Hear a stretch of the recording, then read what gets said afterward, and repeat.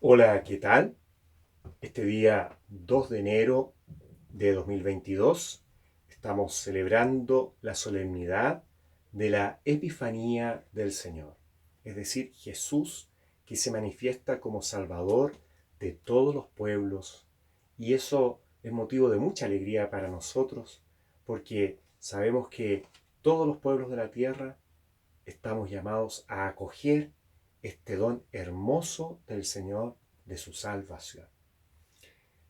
Les quiero invitar a escuchar el Evangelio que corresponde al evangelista San Mateo, capítulo 2, versículos 1 al 12. Lo voy a leer y luego voy a hacer un comentario.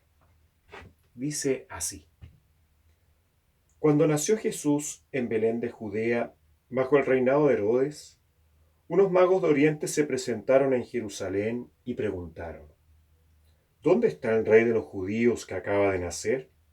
Porque vimos su estrella en Oriente y hemos venido a adorarlo.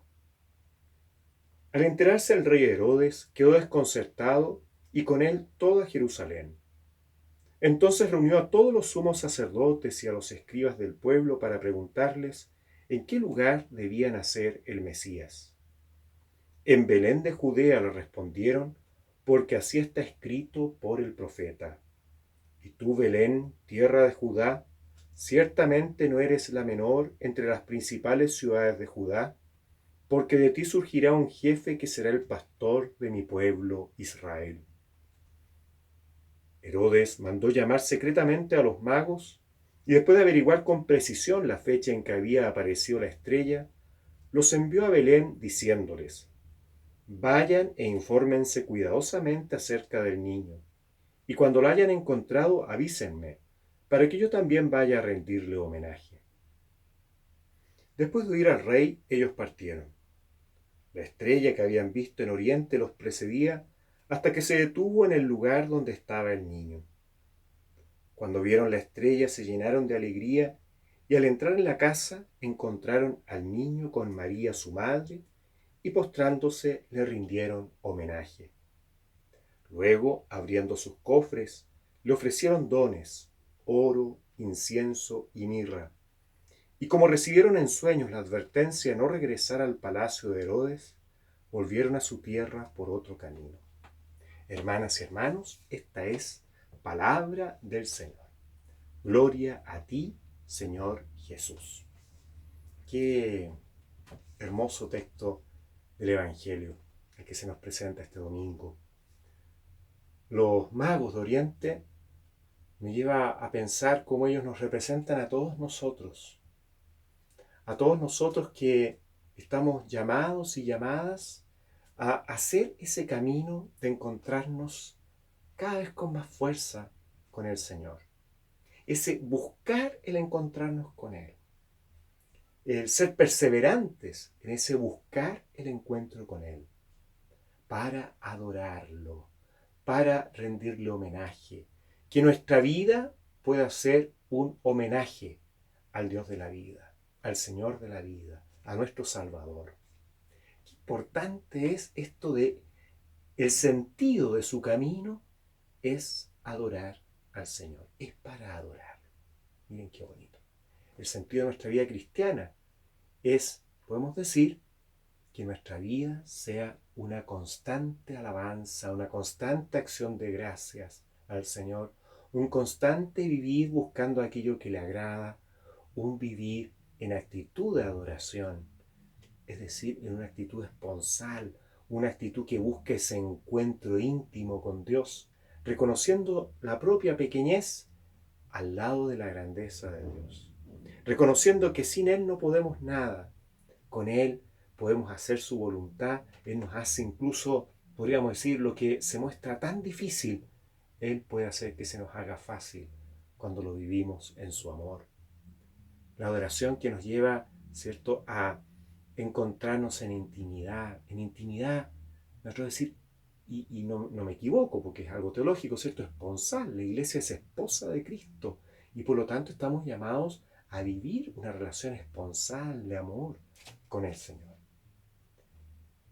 Qué importante esto que seamos adoradores, hacer el camino hacia el Señor, es decir, no hacer un camino de ensimismamiento, no hacer un camino de encerrarnos en nosotros mismos, en nuestras meras preocupaciones, muchas veces intoxicados, ¿ah?, de tanta cosa que nos preocupa, ¿ah? Estamos llenos de preocupaciones y de repente nos olvidamos de poner el acento en lo central, en lo esencial. Poner el acento en el Señor.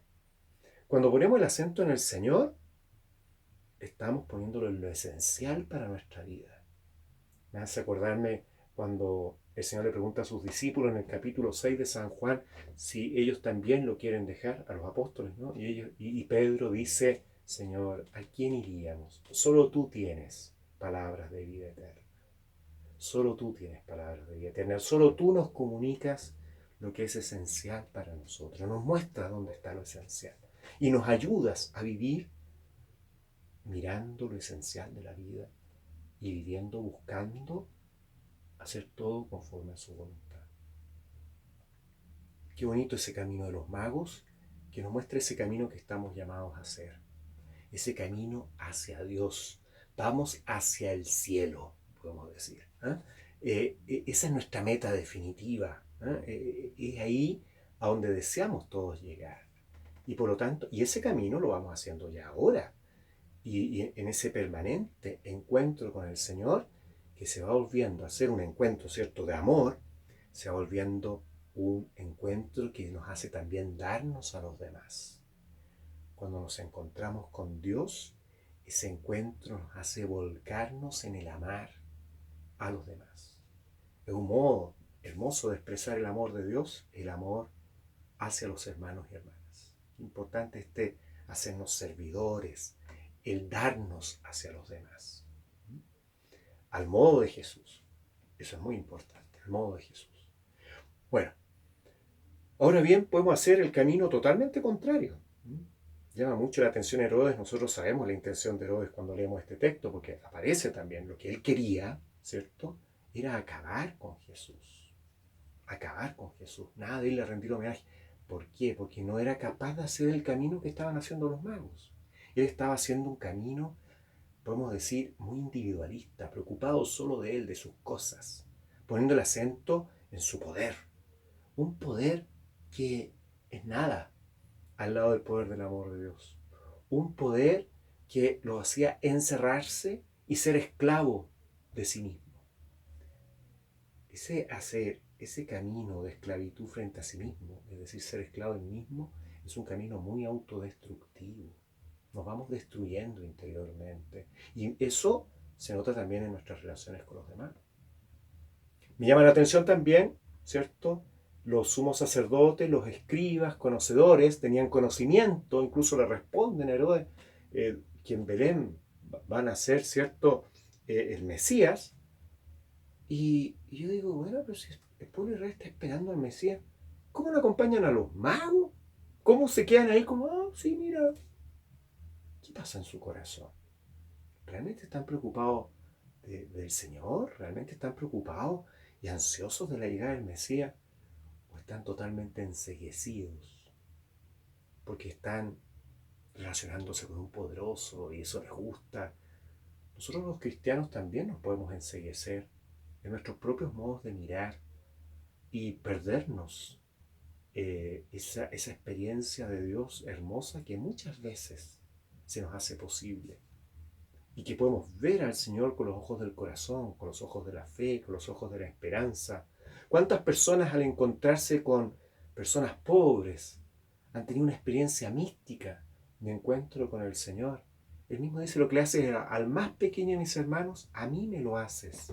Con lo que nos está diciendo, hay una experiencia de encuentro, de comunión conmigo cuando te preocupas de tus hermanos más necesitados. ¿Y cuántas veces nos perdemos eso? ¿Cuántas veces nos perdemos por el egoísmo de ese encuentro con Jesús? Y claro, y nos extrañamos de los escribas, de los sumos sacerdotes, nos extrañamos de Herodes, pero ¿cómo? Y a veces llevamos un Herodes chiquitito o somos sacerdotes chiquititos, escribas chiquititos en nuestro corazón con estas actitudes. En la iglesia nos podemos confundir también buscando el poder, buscando el servirme de los servicios encomendados en vez de servir, en vez de darme, en vez de entregarme.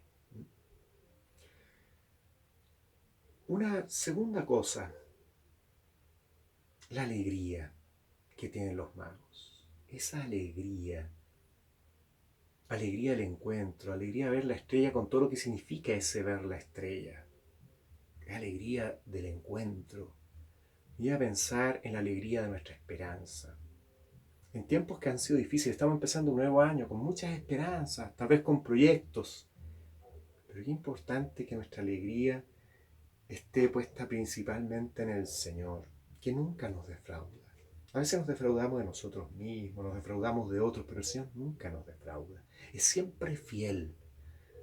Poner nuestra mirada esperanzada en Él, con confianza, con fe, con mucha confianza por la grandeza de su amor, con confianza con Él porque es nuestro Salvador, y que encontremos en eso una alegría grande, alegría que viene de ir viviendo conforme a lo que Él nos va mostrando, alegría de vivir en el amor. Ahora bien, una tercera y última cosa que quisiera frente a esto, los magos le expresan su admiración en adoración al Señor también a través de sus dones. El oro que es algo tan precioso, tan preciado, es un modo, ¿cierto?, de decirle al Señor que tú eres lo más bello, tú eres lo más preciado, tú eres lo mejor de nuestra vida, tú eres el amor por excelencia de nuestra vida. Eres bello.